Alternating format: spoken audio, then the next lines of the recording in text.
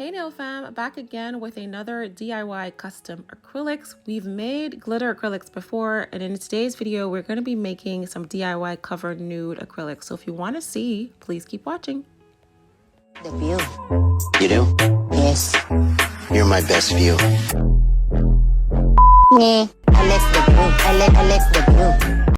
To get started, you're going to need some clear acrylic powder. You're also going to need a spoon to scoop those powders out and transfer them into smaller jars. I have some 20-gram jars here that I got off of Amazon. Now, you're also going to need some cover nude acrylic powders. I got this set from Amazon, and these are from Modelones. They come in a variety of different colors, but I actually want to customize each one of these colors and make them more suitable for my skin tone and complexion.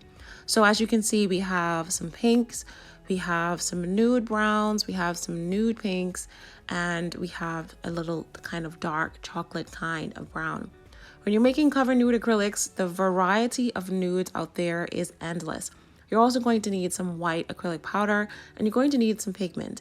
I like to use a reddish kind of pigment, a pinkish, light pinkish kind of pigment, and I also like to use a light brown kind of khaki kind of nude kind of pigment as well. I use a swatch stick as my scoop, and I will also use swatch sticks to swatch the colors. You're also going to need some monomer and an acrylic brush. So now let's get started. I've placed down a paper towel to make sure I clean up any mess that I make onto this table. Now, in our previous glitter acrylic making, I did have these 10-gram containers, and I put like little butterflies on here. To be able to know what this particular set is in terms of the nude acrylic that I'm making, I'm gonna go ahead and put some animal print butterflies. So at least I'll know that the jars that has this particular sticker are my nude. All right. Now, once the jars are all labeled, I'm now gonna get set up, and I'm going to place next to each one of these jars one of those nude type of acrylic powders that I got from Modelones. Now you might be asking yourself, why don't you just use the ones from Modelones?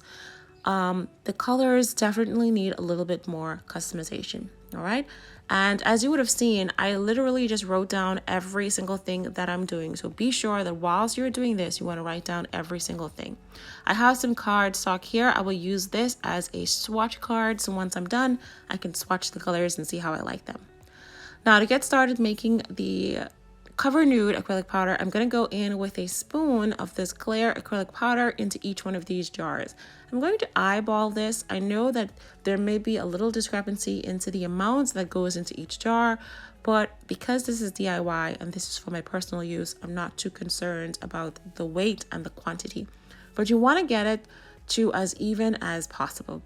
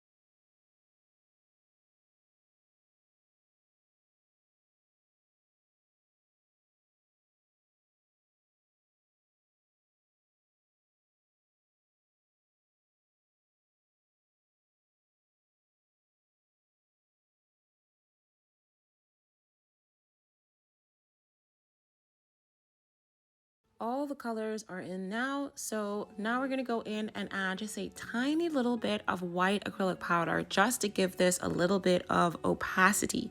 Because we are using a lot of clear acrylic, there will be some sort of translucency to this.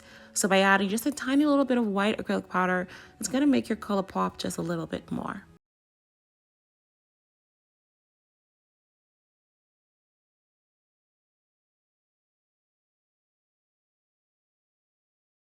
Add a little bit of pigment, and for the dark brownish looking ones, I'm going to use that brown pigment. For the pink, I'm going to use the pink pigment, and I'm also going to use red pigment into all of the jars. Okay, So what you want to do is just tap very lightly onto these mica pigments just to add a little bit of color to these.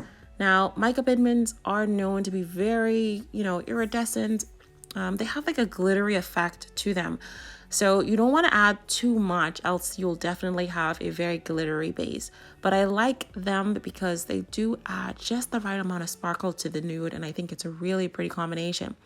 Now, as you can see here, I'm tapping the pink into those first four, and then for the last two, I'm just tapping in that kind of nude brown mica powder. I will also tap red into all of these, and then for the first two, I'm also going to add some of that nude brown to that as well, because I want those to be a little bit more brown. So if you want your powder to be a little bit more brown, you will add a brown kind of mica pigment. If you want it to be a little bit more pink, you'll add a pink. But if you want it to have a little bit more of a reddish color to it, you're going to add the pink and the red to those colors, if that makes sense.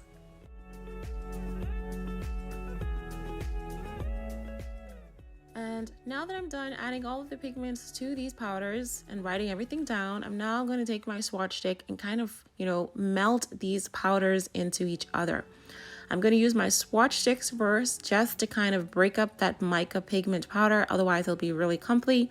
And then I will go in with a dotting tool and we're going to stir that all together. And then finally, after I'm done with my dotting tool, I will give it a good shake.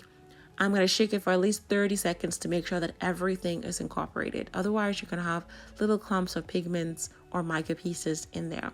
Now, I'm not using any pigment powder, and as you can see, the colors are completely different from the original colors, as you can see here.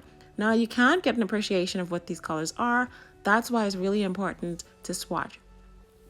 I'm going to be using this little cardstock here. I have my brush and my monomer, and now we're going to go ahead and pick up a bead of each one of these, and we're going to swatch it onto the cardstock. Notice that my bead is very glossy, so now we can tell that it is ready to get laid down. So you definitely want to make sure that your bead is glossy before you lay that down. And here's the first color, and it is a beautiful color. Now let's move on to the other colors, and I will notice that the two darker colors, which is the second one and the sixth one, they did take a while to get a little bit glossy. I mean, not significantly longer, but they did take a while. So when you see that your bead is taking a while to get a little bit glossy, what you want to do is just tap onto your brush. I've seen other YouTubers do that, and it seems to work really well. All right, that bead went down pretty nicely as well.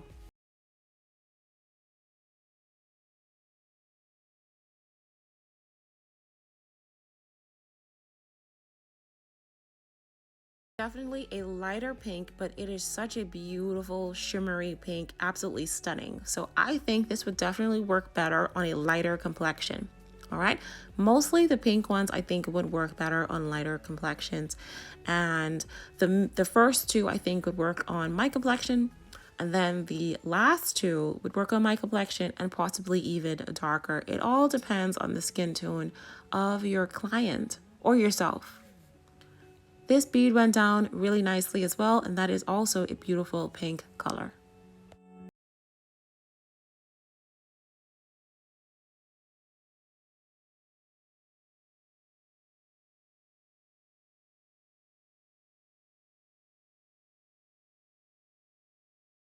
I feel like out of all of the colors that I've made here, this one looks to be the one that might match my complexion the best. It is absolutely gorgeous. From the naked eye, it looks the exact same as the first one that we swatched, but as you can see, those are two different colors. But you would remember, different pigments can bring another color and make it look exactly the same. Now let's move ahead and swatch the darkest of these all. And as you can see here, it is taking a while to polymerize, but again, a little tap on the brush and that might speed it up for you. And again, that bead went down absolutely perfect. Ta-da! Okay guys, we've just made ourselves 6 new Cover Nude acrylic powders, and from the naked eye they can look exactly the same, but by looking at the powders they look nothing like what they have been swatched. So that's why it's really important to know your complexion so that you could tell your nail tech or make it yourself. So now that we have an idea of how our colors are turning out, from here we can now know whether we needed to add a little bit more pink, a little bit more brown, a little bit more nude, a little bit more red. If you wanted the colors to be a little bit different, now you know, because you've written everything down and now you know you just need to make a few changes. But I'm pretty satisfied with how all of the colors have turned out. So now I'm going to go ahead and swatch these in my clear swatch sticks, because we swatched them on a white cardstock and they could look different on white than it does on clear. So now let's go ahead and swatch all 6 of these colors onto my swatch sticks. I'll be quiet just for a little bit so that you can see exactly how the colors are laying down, and then I will be right back.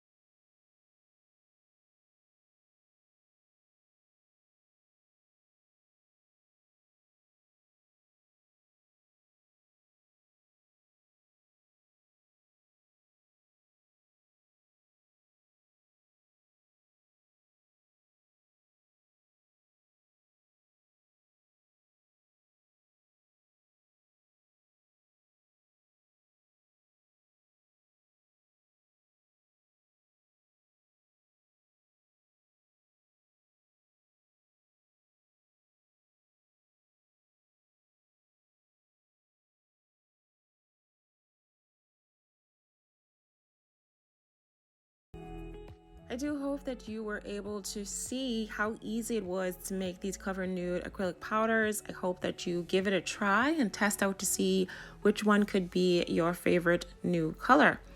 Whilst I'm waiting for the swatches to dry, I'm just going to go ahead and clean up my acrylic brush, removing any buildup that might be in the brush and then trying to get its shape back.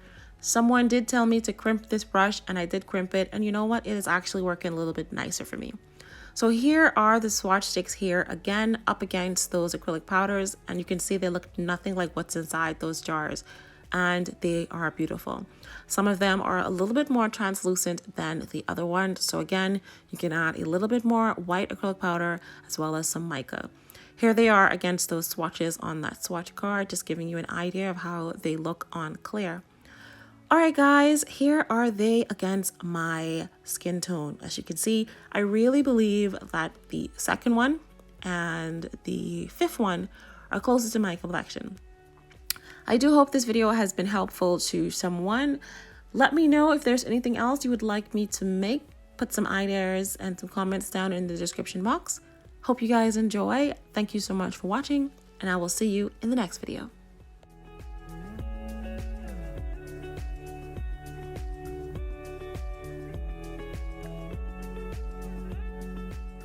Sugar.